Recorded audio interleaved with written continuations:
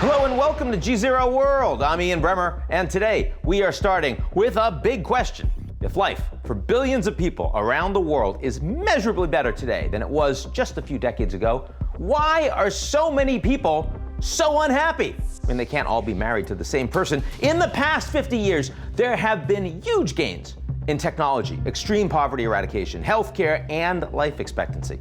But in a 2019 survey of people from the United States, China, India, and Europe, that's a lot of places, 4 out of 5 said the system isn't working for them. My guest today believes it's time for a reset on what we should expect from our governments and our communities. I'm talking to Minouche Shafik. She's director of the London School of Economics and author of the new book, What We Owe Each Other, a new social contract for a better society. And later, could universal basic income, known in the parlance as UBI, free money, be part of the solution? But first, build back better. Come back stronger and build back better. I shared the outlines of my plan to build back better. what does build back better really mean? It implies the world before the pandemic already needed a fair amount of fixing. It's kind of like make America great again. I mean, if we're being honest. There is a reason why those sorts of phrases really hit home. A lot of people do think the system is broken. That's because some things, a lot of things, have gotten harder. One global survey found that on average, a person today would have to work an extra 4 weeks a year just to afford the same housing, healthcare, and education their grandparents had. Add to that stagnating wages and a pandemic that has only worsened inequality, and you have a lot of unhappy customers. This anger has pitted us against one another, liberals against conservatives, haves against have-nots. Gloves have even come off between generations. But before you okay boomer me, and you really shouldn't do that because I'm Gen X, the kids these days, they do have a point. American millennials today are 11% behind previous generations in terms of building wealth. The stats are even worse for millennial minorities and those without college degrees. We have had crises before, and we've come out better for it. Responding to the aftershocks of the Great Depression, FDR enacted the New Deal, massive reforms aimed at providing relief for America's most vulnerable.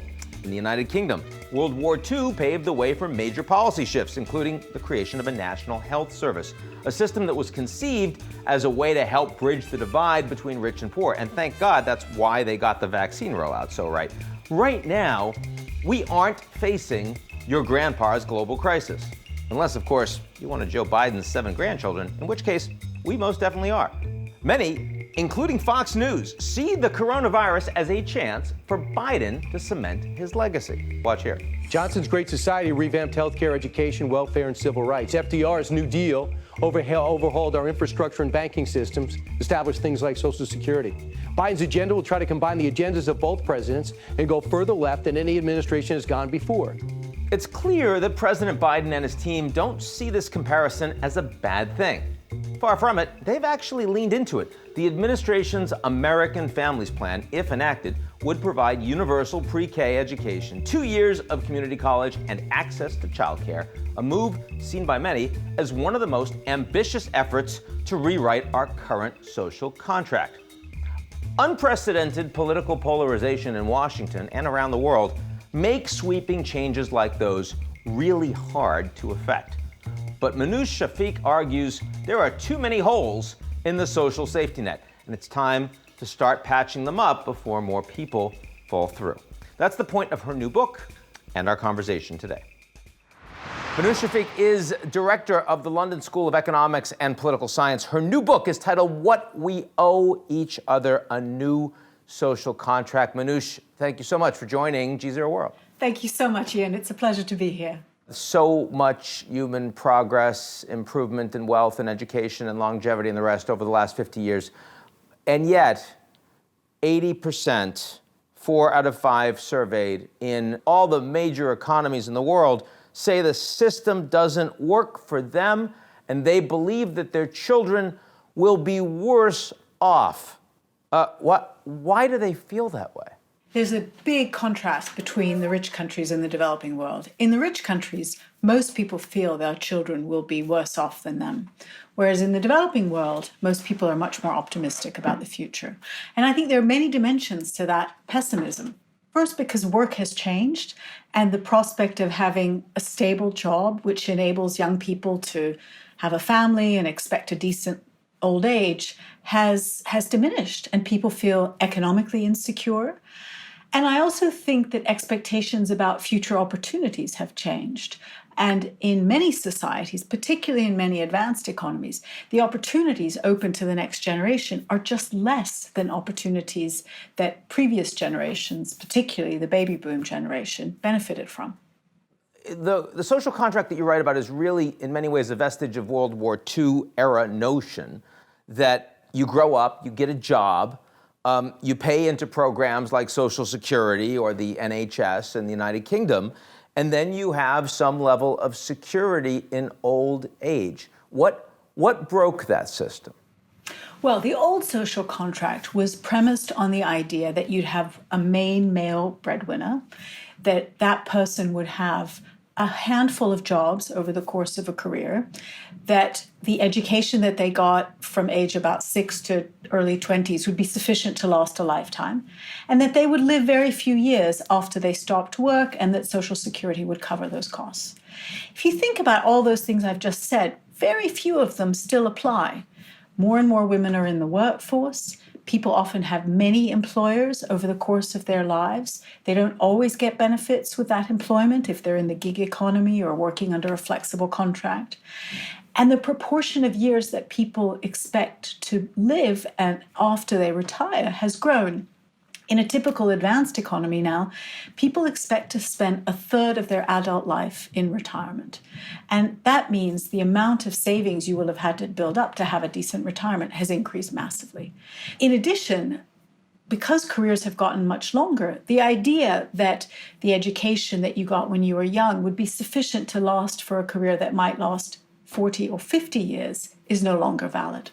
So much of the pandemic has made inequality worse and has also fallen on the shoulders of the people that are employed in the informal sector. That's women. How much have women been set back by the events of the last year? Well, I think there has been massive setbacks for women in this last year, and we have lost years and years of progress. In many ways, the changing role of women has been the biggest change in the social contract in recent decades. For the first time in human history, more women around the world go to university than men. And what we observe around the world is that women do, in fact, in most universities, slightly better than their male counterparts.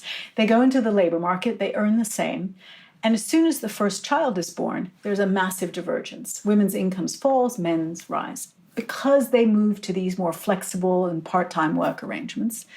And as a result, they have less experience, and as a result, they don't get promoted, and as a result, you have a gender pay gap. On average in the world, women do 2 hours more unpaid work than men. Yeah. 2 hours more every day.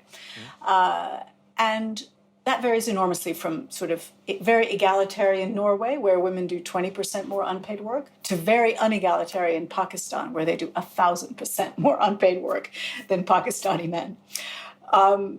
Whether a country offers maternity leave, parental leave, or publicly provided childcare has very different consequences for whether women can get back into the labor market. How much do you think the issue with failing social contracts is about not spending enough as opposed to spending the same amount but spending very differently? Yeah, it's a great question. It depends on the country.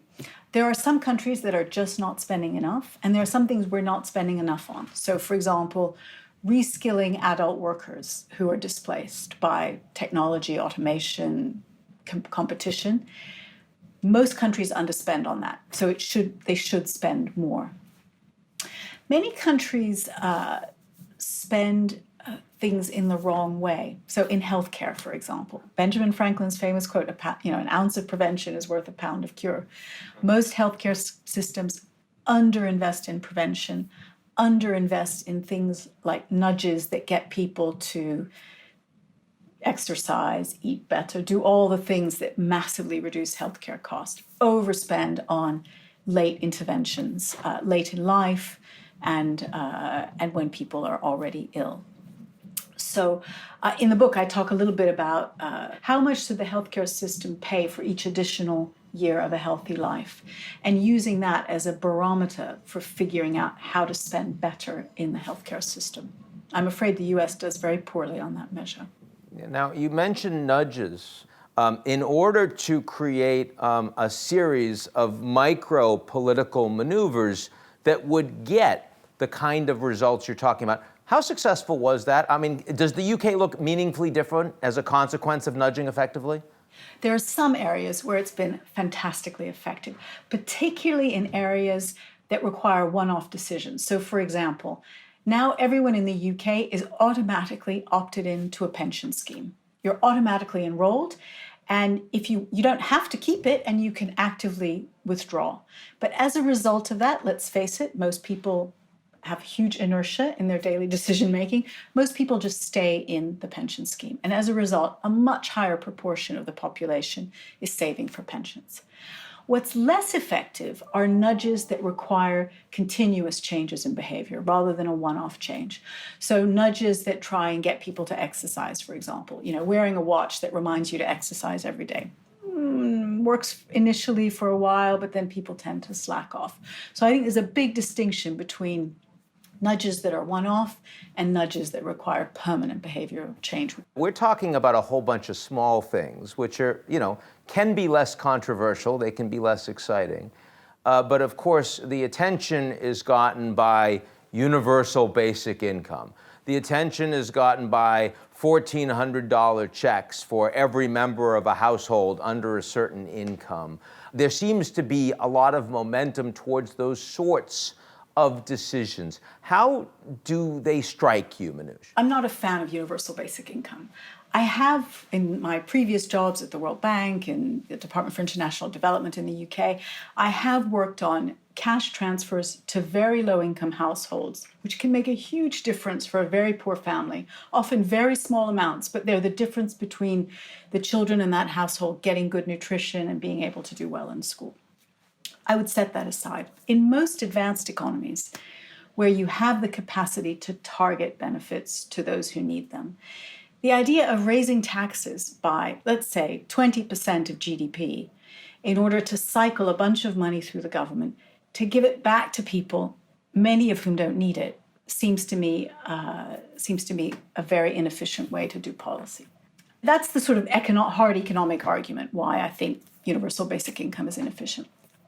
But at a more sort of philosophical level, the reason I'm not keen on it is that universal basic income is like giving up on people. It's like saying you have nothing to contribute to society, so we're just going to pay you to do nothing.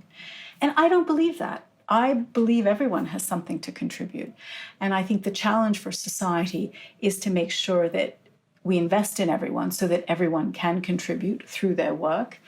And even if their work is such that they don't earn a lot of money, you can use what are called negative income taxes or earned income tax credits or top-ups to their wages so that they can have a decent standard of living, but still continue to work and contribute. Now, a lot of people that talk about universal basic income would say that it's much more about allowing people to have the flexibility to engage in activities that otherwise they wouldn't be able to support themselves, their families with. A second point is that a lot of the jobs that the majority of the population has been engaged in throughout history and indeed today can be injury-ridden, mentally debilitating jobs. How do you respond to those issues? I think it's very interesting that many of the advocates for universal basic income often use the fact that automation is coming as the reason why we need to do this, because many people's jobs will be automated away and disappear, and we need to support them somehow. I actually think automation will respond to the issue you just raised. The parts of jobs that will be automated are the parts that are repetitive and routine. Those are the boring bits, the bits that are really unappealing to do. And so I would kind of welcome that. And I think that I'm not a techno-pessimist who thinks that all the jobs are going to disappear. I think jobs will change. And what will remain are the parts of jobs that are creative, that are about empathy, that are about communication skills, emotional intelligence, dealing with other people, caring. And so I actually would like to preserve those jobs and automate away the parts of jobs that people find really unappealing and debilitating and tedious. The other thing, which I argue strongly for in the book, is that a lot of those workers are on very precarious terms, and there is no reason why they shouldn't get benefits associated with that work, even if they're on a flexible contract, a gig contract, and so on. The UK Supreme Court ruled that Uber drivers are employees and deserve sick leave and pensions. I saw that. It's a big change. I know that debate has gone in different ways. Different ways in the US, yep. But I think that is a very important step. And, we saw it in the pandemic. There were lots of people who couldn't afford to take sick leave when they had COVID because they would lose their incomes. That just isn't acceptable. Minouche Shafik, the book is What We Owe Each Other, A New Social Contract. Great to be with you. Good to see you. Thank you so much, Ian. You just heard Minouche Shafik say that she's, quote, not a fan of universal basic income. That is, where government provides every adult citizen with a set amount of cash on a regular basis, no strings attached. In other words, free money. But the thing is, in just the past few years, more and more people around the world have become fans of the idea. We should explore ideas like universal basic income to make sure that everyone has a cushion to try new ideas. I think ultimately we will have to have some kind of universal basic income. I don't think we're going to have a choice. We need to build a new kind of economy, one that puts people first. The first step is a universal basic income. And it's not just talk at this point. A few countries like Kenya, Finland, and even Iran have launched nationwide unconditional cash transfer programs. Many others have launched smaller scale programs. Take Alaska's Permanent Fund Dividend, which has been around since 1982, or a pilot program in Wales, not pilot whales, that's a different thing, that was proposed just earlier this month, or a similar one already underway in Germany. And then there's Los Angeles County, close to home, which just greenlit a $1,000 a month UBI plan a few days ago. 54% of Americans oppose a UBI program, according to a 2020 Pew study. Unsurprisingly, most Democrats support it, most Republicans oppose, many saying UBI would discourage people from looking for jobs. Also unsurprising, there's a big age gap in enthusiasm for UBI. Those under 30 say free money. Those under 65 say, wait, that's my money. Don't do that. But worldwide, the coronavirus pandemic has only supercharged the UBI movement as it further widened the chasm of global economic inequality. COVID-19 relief checks sent out by both the Trump and Biden administrations have been widely popular, as have similar initiatives throughout Europe. And given that 7 in 10 French citizens say the country's economic system needs either major changes or to be completely reformed, there's no time like the present for trying something new. All that said, we are still a long way away from broad acceptance of UBI. It ain't universal. But if 2020 has taught us anything, it's that after a year of economic hardship and excessive hand washing, anything's possible. That's our show this week. Come back next week, every week after. And if you like what you see, and I know you do because you want free money, UBI, we're just giving it away on GZERO. Take a minute and sign up for GZERO's most excellent morning newsletter, plus free money. It's called Signal.